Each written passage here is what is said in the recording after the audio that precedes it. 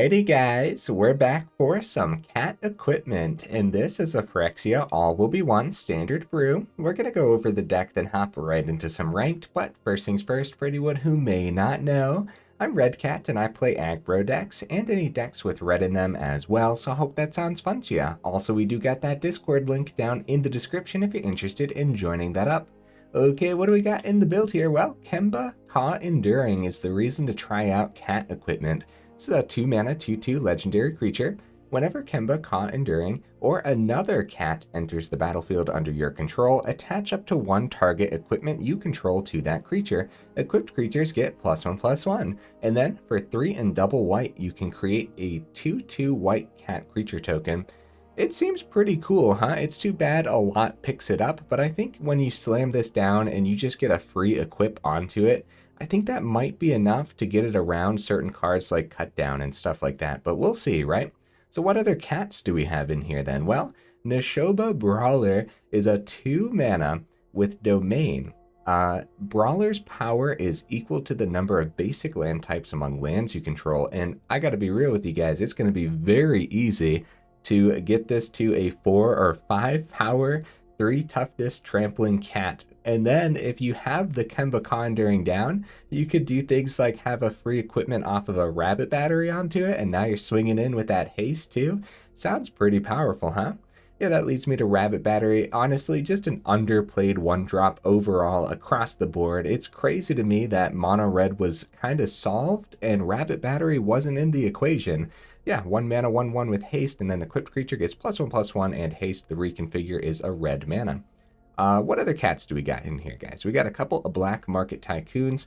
I think generating treasure tokens is going to be important for a deck that technically is 4 colors. It's Naya, but we are splashing a black source for Transmogrant Crown, which isn't entirely necessary at all. But we might as well splash that black source since we also have that domain theme anyways. So yeah, I think the treasure token could go a long way to helping us equip more as well. And just a pretty decent cat overall, I suppose. More kitty cats, we got Jewel Thief here, 3-mana 3/3 Vigilance Trample, and when it enters the battlefield, you create a treasure token. Just a good creature, guys.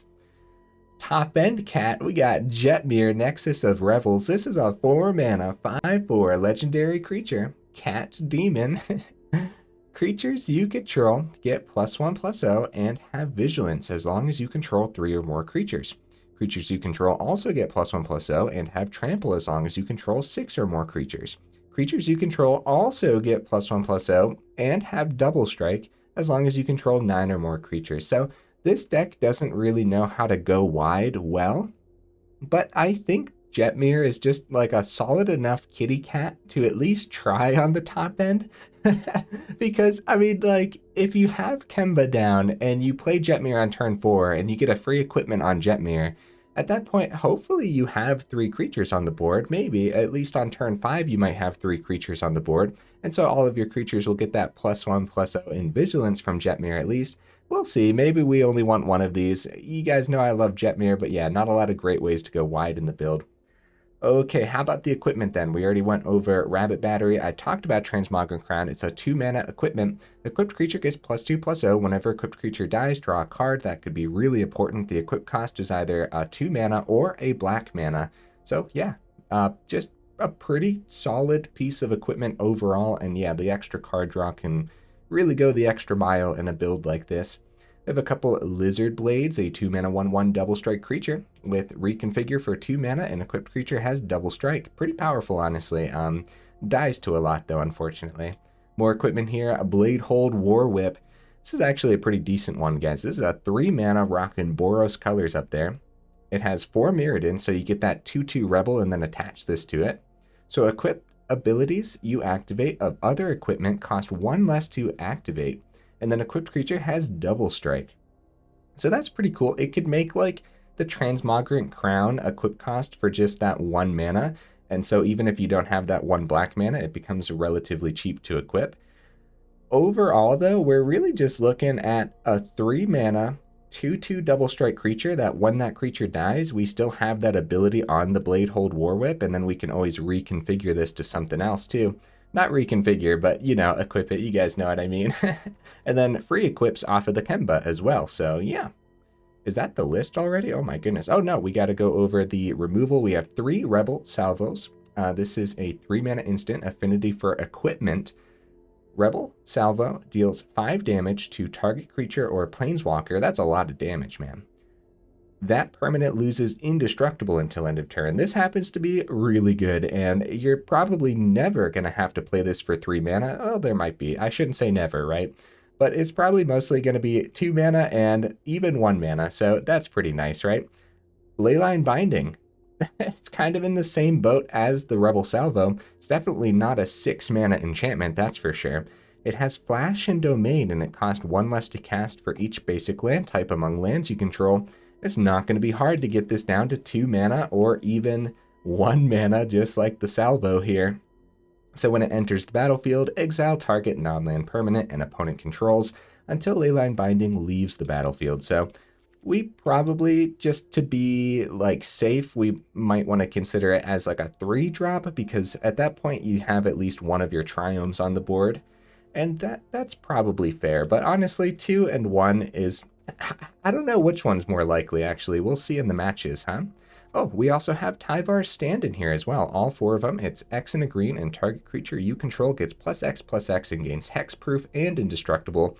Protecting our creatures is super important, but in this deck, when we have the ability to have double strike from the Bladehold and the Lizard Blades, and also trample off of things like Brawler and Jewel Thief, just being able to boost our creature as far as possible and swing on in, potentially with a trampling double strike, could wrap up a game pretty fast, huh? So that's why I opted for the Tyvar stand over the Tamiyo safekeeping overall. So the Tamiyo safekeeping life gain is nice, and then also it can target things like your equipment, where Tyvar stand can only target your creatures. So that is something to consider, of course, right?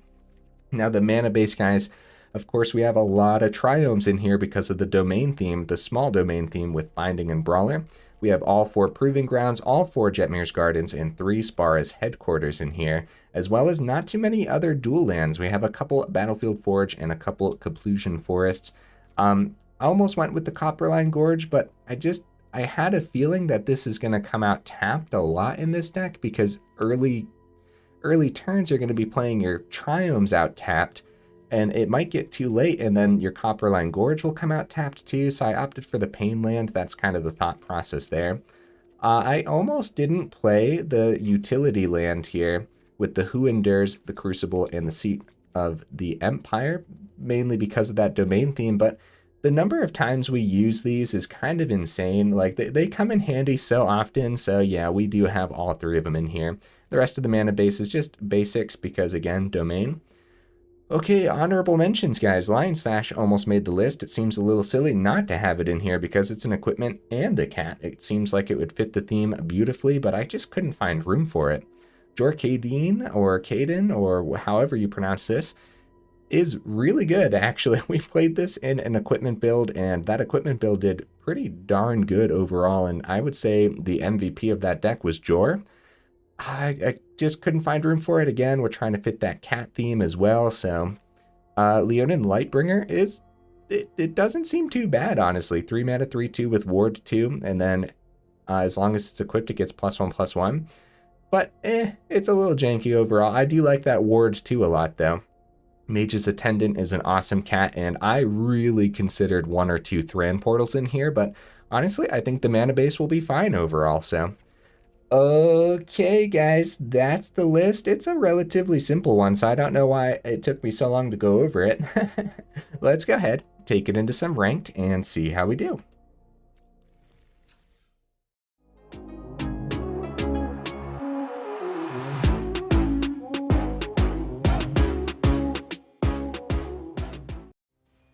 Right into that first match, guys. Let's go. So, what am I expecting from the build? I don't know, man. I guess not too much, because the meta's been pretty brutal overall. Okay, this isn't a bad hand. We don't have a turn 1 if we're starting with Headquarters, which is probably what we do. We do go first here, though. Okay. Yeah, I don't mind this hand at all. It would definitely be nice to see a mana off the top now for the Jewel Thief. A tapped mana would be fine too, I suppose. I would take anything. Lay down arms right away. Aw, man. Uh-oh. Uh-oh, guys. That's a lot of 3 mana cards. Good news. We have the Tyvar stand open to protect our rabbit battery. I think we keep hands with 2 land, though. I don't think this is one of those... I don't think this is one of those decks where you want to see 3 mana in your opener. Crap. Faithbound Judge is a big old brick wall over there. That's not good. Yeah, it's not good, guys. Not when we're not seeing mana a few turns in a row. I believe in us, though, and we have a little bit of ramp off a Jewel Thief if we do see the 3rd. Oh, my. Oh, my. Oh, no, it's another Jewel Thief. Oh, no, guys. Well, might as well reconfigure rabbit batteries into one another, right? They still have the Tyvar stand open, but only seeing the 2 mana from the beginning hand is a little bit rough. I don't know if there's gonna be a great way through, guys. Aw, man. I mean, every now and then we have to not see it, I suppose. So I wonder if this is just a life gain deck, or if this is in here because of the enchantment, and then, like, they have the Roadside Reliquary, artifacts. Faithbound Judge is probably one of their win conditions, honestly. Jetmir's Garden! Let's go! 2 turns ago, this would have been terrific, guys. Oh, man. Like I said, I'll take a tapped land, too. That's one of the main issues with Domain and trying to go aggro, of course, with Domain is the fact that the tap lands really slow you down sometimes. But in this particular match, it's not the tap land's fault. It's just the fault of not seeing any more mana. And maybe we could have mulliganed. You guys can let me know in the comments. Should this be the type of deck where we want to see 3 in the opening hand, or... Because overall, we had relatively expensive cards in here, too. So we could swing with Rabbit Battery, go Tyvar stand for 2, and then try to clear the Judge off the board, but then we never really... Oh, Leyline Binding, not bad. Oh, well, the Judge isn't hitting too hard yet. We're going to go Jewel Thief here. Now that we can play stuff, it should probably be the thing that gives us more mana, right? At this point, you know, Jetmir's open next turn, I suppose. We have to anticipate spot removal still from the opponent, though. Hold on, guys. Is that music loud? No, that's about what I keep it at, right? Okay, they're gonna draw. Yeah, I had to turn down my monitor real quick. It just seemed really loud for some reason. The Tyvar stand available. They're drawing so many cards, guys. Oh my goodness. Bring a land back? Sure, why not? I wonder what their top end is going to be. Oh, and you better believe we're playing this out, guys. The opponent actually looks like they can close out a game, too, since they are running the Judge. Of course, we have removal for the Judge, but I'm just saying that means that they're not just running a deck that doesn't know how to close out a game in a reasonable time. Splendor gaining them more. We never get to see Splendor. It's a pretty neat one overall. Alright, let's see if we can actually do some damage here. Alright, Jetmir's Garden. Alright, now we're talking, guys. That's what we like to see. If we go Jetmir, unfortunately, Vigilance, we'd be able to swing with Jewel Thief. We just can't guarantee that we won't get gobbled up by instant speed removal. Yeah, what the heck? Let's get Jetmir on the board, man. It's been forever since I played a Jetmir. And now we can swing with Jewel Thief, potentially. So, like, the biggest thing there is if we swing, they spot remove Jetmir, then the block just... I think everything in this game...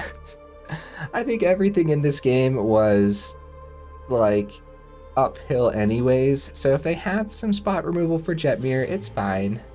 It is what it is, you know what I mean? Ooh, Wandering Emperor. Yeah, I guess they can give it a counter too. That's not bad. We actually get to keep Jetmir. And at least they didn't get a chance to go -2, right? Because of the Vigilance, so... that wasn't as bad as it could have been.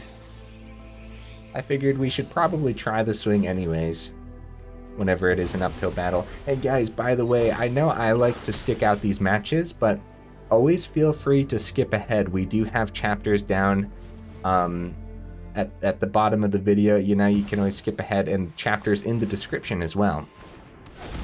I know I like to be a pain and stick out these long matches, just in case. I don't know, man. Like, sometimes we've pulled it off, and I don't feel completely out of this one. Okay, now we're probably completely out of this one. I still think that they're going to be able to wrap it up pretty nicely, too, honestly. Faithbound Judge still has that Vigilance. So, it's probably Leyline Binding on the Judge. The Splendor keeping their hand stocked, dude. I like this version of mono white mid-range that the opponent's running, guys. I like it. It's neat.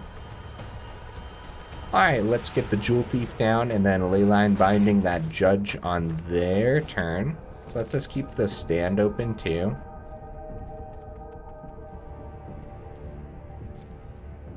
Alright, let's see what they end up doing here. See if they're able to wrap this up or not. Now, I can't guarantee that it would have been too much of a different match had we actually seen mana earlier too, right? Because, like, what would we have been able to do? I guess we would have been able to get Jewel Thief down sooner and start ramping with that into our other cards as well. Yeah, maybe we would have been able to be aggressive enough, but I don't know, man. Their setup over here is kind of crazy. It really is. The Eternal Wanderer, they might as well just go creatures at this point, right? Now they want to remove Jewel Thief from the equation, get a bigger swing in with Architect and everything. Yeah, makes sense to me. We're still going to Leyline Binding that Faithbound Judge, though. Like, we're making this last so long. Ossification, nice. Pick up the Rabbit Battery #1. We have Rabbit Battery #2 to chump with. Draw a couple cards. Oh, you better believe we're sticking this one out. Just because we can. Honestly, hitting the, so what we do is we block the Bank Buster, right? That's 6 coming through. And then we go Leyline Binding on the Judge. Now, we could just take the damage, but I'm being a pain in the butt, so here we go. Leyline Binding is such a good piece of removal, guys, for real. Okay, more mana. Would have been awesome a while ago, but yeah. At this point, 2 Architects on the board too. Oh, buddy, that is scary business. We get our Jewel Thief back, a little bit of ramp. Look at us go. So they're probably going to just have removal in hand for everything. Either way, they have 3 in the sky, they have 3 on the ground, we have 3 blockers on the ground, 2 blockers on the ground. So the one's getting through here. So if they have a creature in hand, power up Bank Buster, that would work with a full swing. Just one more piece of removal would work too. Go for extra damage off the Wandering Emperor. Ambitious Farmhand. Still need one more creature to power up that Bank Buster then.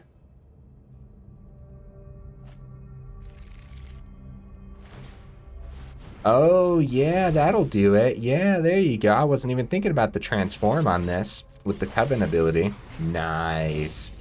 So we block here, here, and 7 gets through no matter what. 8 gets through, actually. It's a big swing from the opponent.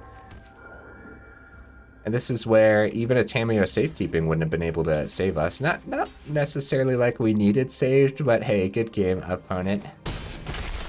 Could have played the Tyvar stand if we were going for a quest or something too.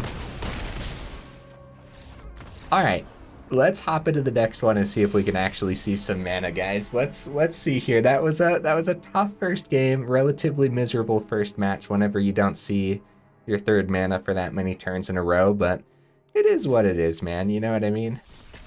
It happens. To the best of us? Maybe. Ooh, right into the next match. I said this in my last couple videos, but there's like, I don't know if there's an update recently or if there's just like a surge in players right now, but it has not been taking long at all. A lot of the match, like over half the matches take like 2 seconds to find. Has that been happening to you guys too? Honestly, the spoilers from the new set has me super hyped. So I wonder if everyone else is in the same boat. Like it looks like such a cool set, man.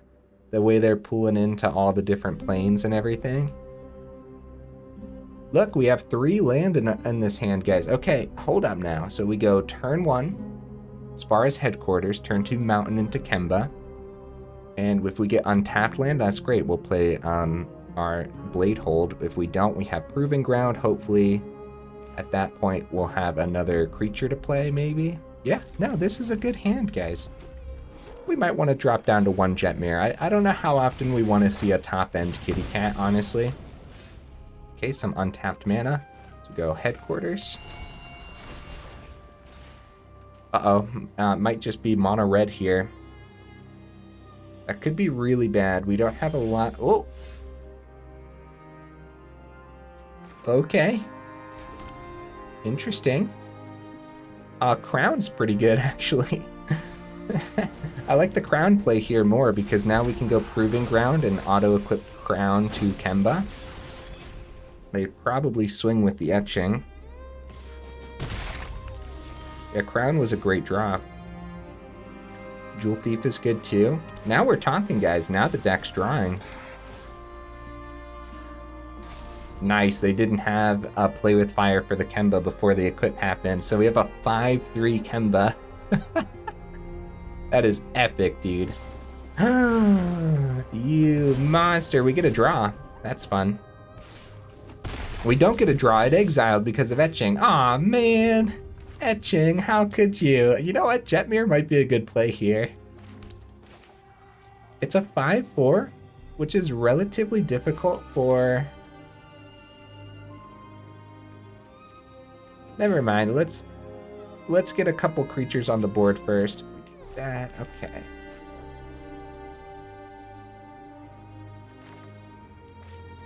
If we do it this way, we'll have Tyvar stand open off of the treasure, which could come in handy if they have another lightning strike. The treasure, we could equip crown as well. I'll swing with Rabbit Battery. We are trying to be an aggressive deck too, so I mean, I don't know if we're going to be blocking with Rabbit Battery anytime soon. Found their 3rd mana. And I'd say that's worth it. How do you guys feel? Oh, X is 0. Confirm 0. Jewel Thief. I think it's worth keeping around a 3/3, guys. Especially now that they can't swing with Kamano. Which, have they been swinging with Kamano? I kind of haven't been paying too much attention to that, honestly. Alright, Jetmir. Boom. You know what? Full swing. Let's do this.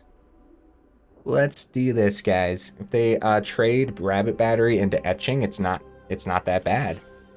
I was gonna say, if they go etching into Jewel Thief and then play a card from their hand, that's not that bad either. Got big old kitty cats on the board.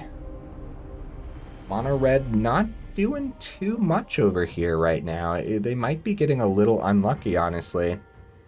The way mono red has the ability to just absolutely pop off. Okay, 3rd lightning strike. Okay.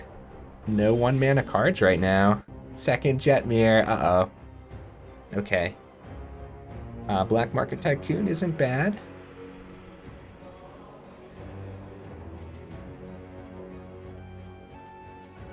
Alright, let's do this. Get a good swing with Jetmir. If we had a way to get 3 creatures on the board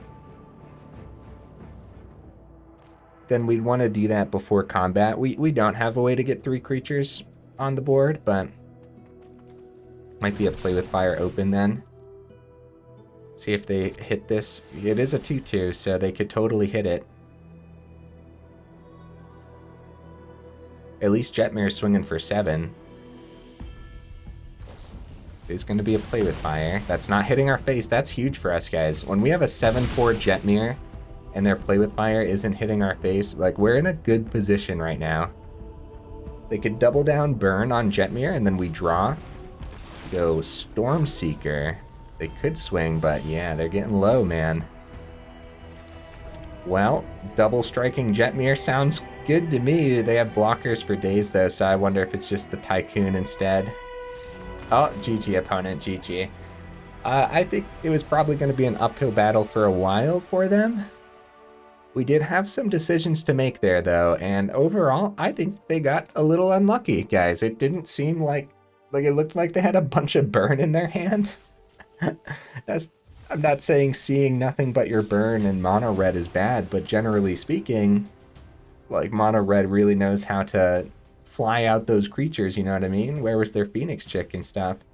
We would have been taking damage the entire game if they had early Phoenix chick or 2, right? So we probably would have been sweating pretty good there. Okay, 3 mana in our opening. Great removal with the binding. Yeah, this is good, man. Gonna have a 4/3 Nishoba Brawler as well. Maybe I really should have mulliganed that first hand, guys. Maybe that was my fault. Like, the more I'm thinking about it. Yeah, the removal's open, unfortunately, but I don't think that means... I'm pretty sure we still try the Brawler. You never know, maybe they don't have the Go for the Throat. Or the Fateful Absence. Or a myriad of other things, right? You had the Sheoldred's Edict. That works too. Graveyard Trespasser. Is a pain in the butt, but Leyline Binding hits it and we could always get rid of a extra land or something.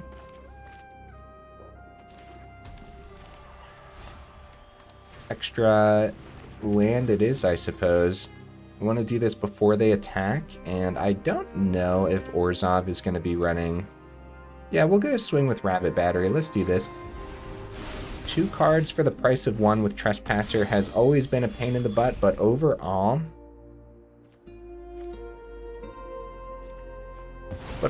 getting Trespasser off this board is pretty good for us, I suppose, right?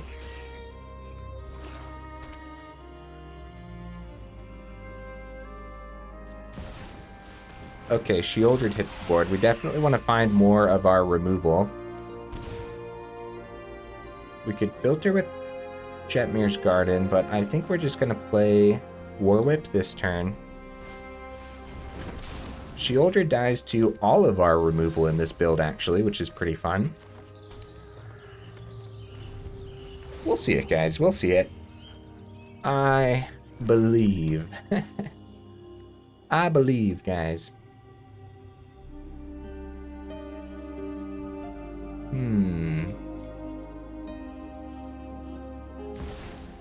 Sorin. Oh, buddy. So it's probably, this is one of those mono blacks, splash of white or Path of Peril, right? Oh, more land off the top. Oh, no. Oh, no, guys. Double Strike does get around the Sheoldred. Or if they want Sheoldred to survive, it does hit the Sorin. They also don't know what's in hand. This is where, like, a Tyvar stand would be absolutely disgusting, because then when they block, we would Tyvar stand. And we wouldn't lose our creature then. So let's go ahead and play the Battlefield Forge.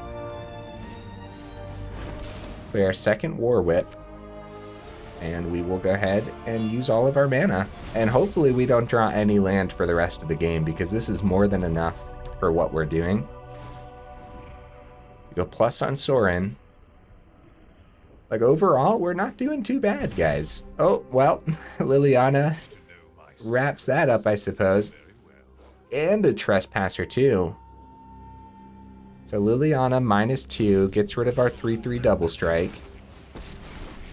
We'll still have Rabbit Battery. We'll still have the Bladehold War-Whip. You know what? I'm sticking to what I said. Overall, I think we're doing all right here.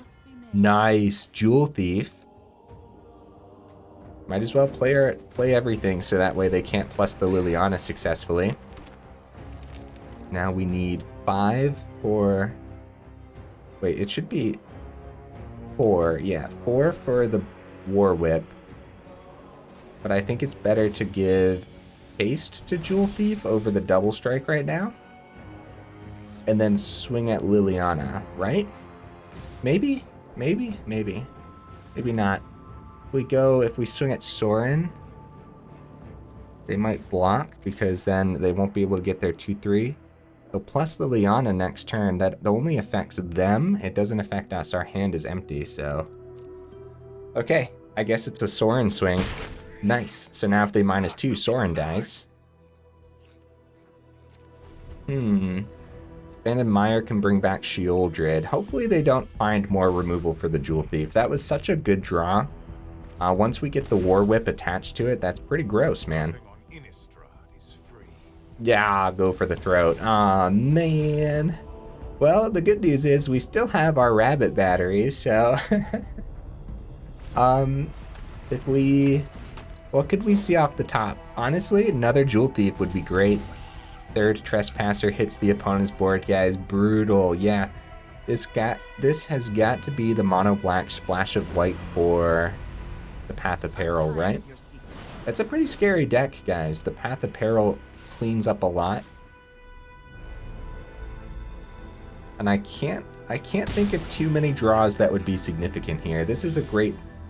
Ooh, okay, hold on. This is a great example of a game where Transmogrant Crown would have really come in handy, you know what I mean? Kemba, Kha Enduring. Let's go ahead and attach a War Whip for free, huh? Rabbit Battery. Boom. That's a 4/4 double strike. This is really cool, man. This is really cool. So now we're forced to swing at the Liliana, as the -2 would take out Kemba. So we're going to unattach the Rabbit Battery after this swing. So they're going to block with Trespasser to get the -2 effect. So we unattach from creature to have the Rabbit Battery to sacrifice to the Liliana. Okay.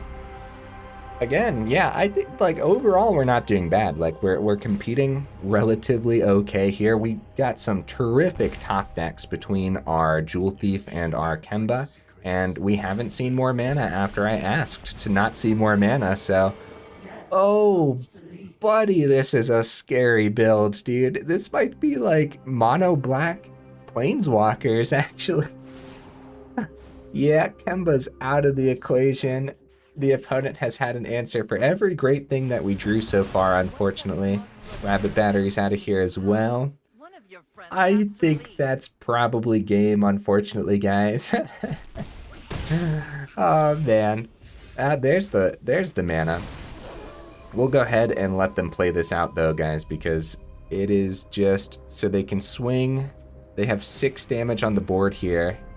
So they're looking for maybe an Invoke Despair to wrap this up. Or they could bring back Sheoldred and play it this turn since they have enough mana too. Oh, there's the Path of Peril. Yep, yep, yep. Scary build, opponent. Whew, super scary, actually. That's way too much removal for my taste. So at this point, oh, I'm surprised they didn't draw first, actually. Because there might have been a chance of finding like an Invoke Despair, unless they don't have those in the build, which would be very surprising. Okay, down to 2, and then Sheoldred cleans it up anyways. That's what their plan was. That makes sense. GG, opponent. Wow, Lizard Blades off the top too. Huh. I don't know, man. I think, you know, theoretically speaking, that maybe could have gone either way. I don't know, dude. That was a lot. And even if they saw a different configuration of removal, like the Path of Peril still would have been devastating to us either way. So, whew, getting wrecked right now, guys. But that's okay. I have a little bit of faith.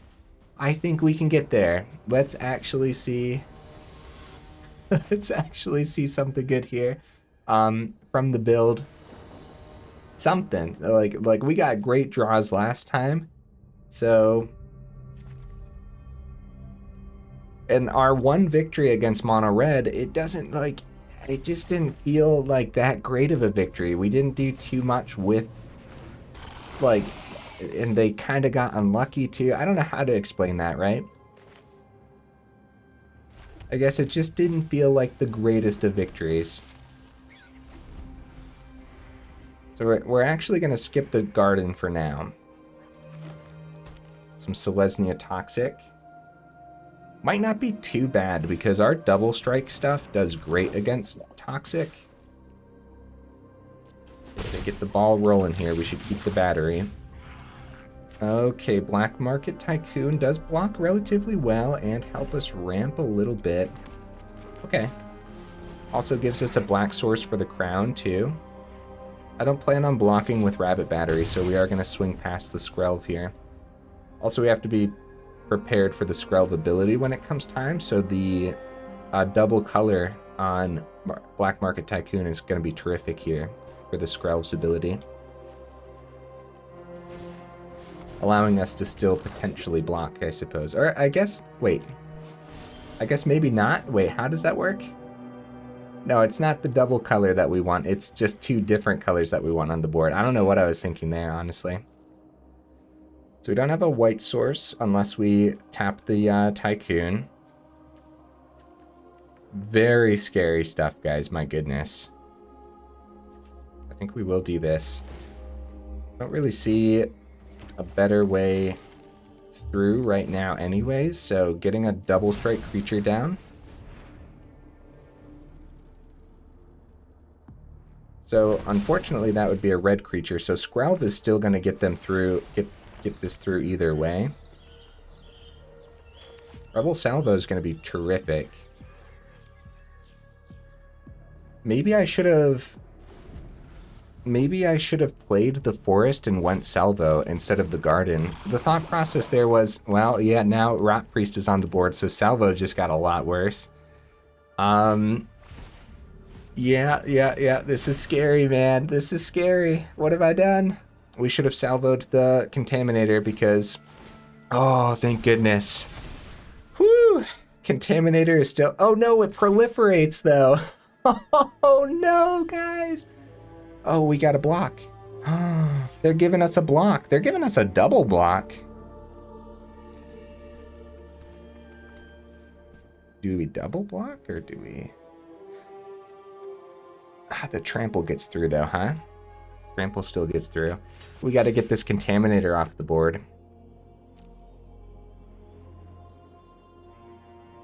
Is it going to be more protection from their hand? They drop the nice. So trample gets through, Contaminator's gone. They get the proliferate, but they won't have a 6. They won't have a 6/6 Contaminator. Yeah, guys, instead of Garden, I should have went Rebel Salvo immediately. That was definitely going to be the play there. Salvo picks up Chorus, but we probably want to pick up Rot Priest, right? This is so tough, man. This is so tough on so many levels. So Transmogrant Crown first.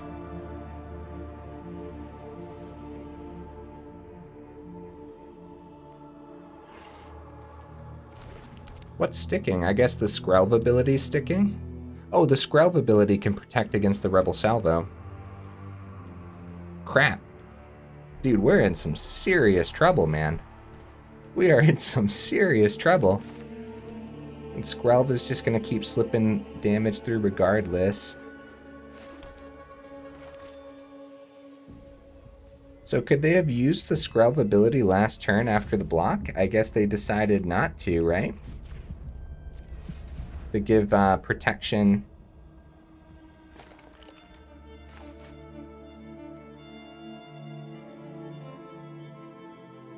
Hexproof from that color until end of turn.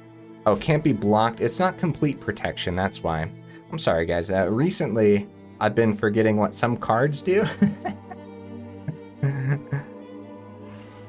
For some reason, I don't understand. Like, we've been playing against Skrelv so much recently.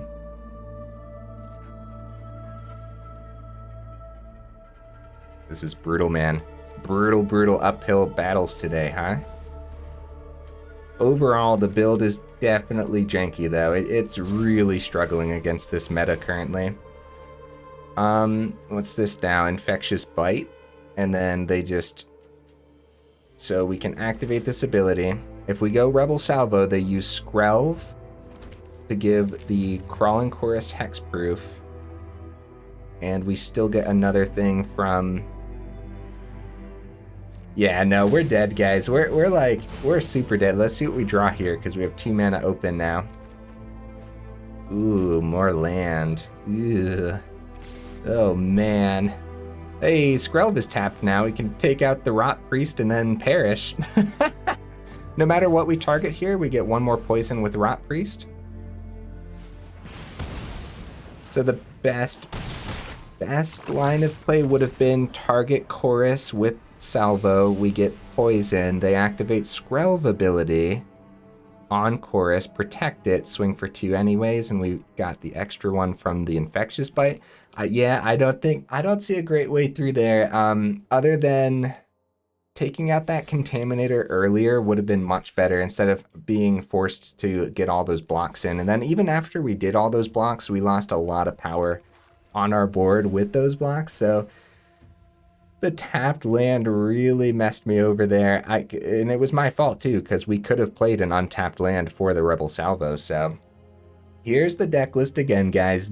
Definitely a janky one. We did get a fair few matches in though, didn't we? What, like 5 games overall? Relatively fast, mainly because the opponents just, whew. The opponents beat us up, guys. Let's be real, right? So Transmogrant Crown is great. I like Kemba a lot. Has a huge target on his back, obviously. It didn't... did it ever survive the turn? No. I don't think it did, right? So the haste on Rabbit Battery was super important when rocking the Kemba Kha Enduring, because it never actually survived the turn. If it did, I don't know if it would have been much of a difference overall. Like, you look at this list and you're like, oh man, yeah, we got powerful equipments. We got terrific removal. We got some powerful kitty cats. Like, it should technically do a thing, you would think, but yeah, no, not really, because I guess Domain overall, when you are rocking Domain aggro, the slow lands hold you back so much that it might not even be worth it. What we could end up doing is actually cutting the Domain theme, go up that 4th Rebel Salvo and a couple other pieces of removal, right, when you drop the Leyline Binding. Maybe just play the Jetmir's Garden and cut out the other slow land as well, right? I guess that would be fine. The Brawler's best would only be a 3/3 trample, and then we wouldn't really have the black source for the crown unless we hit the treasure off the Tycoon or the Jewel Thief, which that would be fine too. And also, you know, it does get lowered to 1 equip cost when we have the Bladehold War-Whip on the board too. So if we cut the Domain theme, that might make it fast enough. At that point, if you're keeping the couple Jetmirs, you could try to find more ways to go wide, or some of the honorable mentions over here could be a good addition as well. Couple Tamiyo safekeeping on top of the Tyvar stand might be essential, guys. We might just need way more protection in this build for the opponent's removal, right?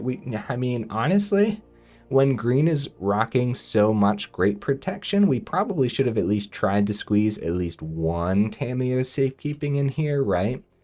Maybe that could have gone a long way. If you're doing all that, of course the mana base is going to completely change as well. We'd have to completely rethink the mana base if we're adding more green protection and more red removal.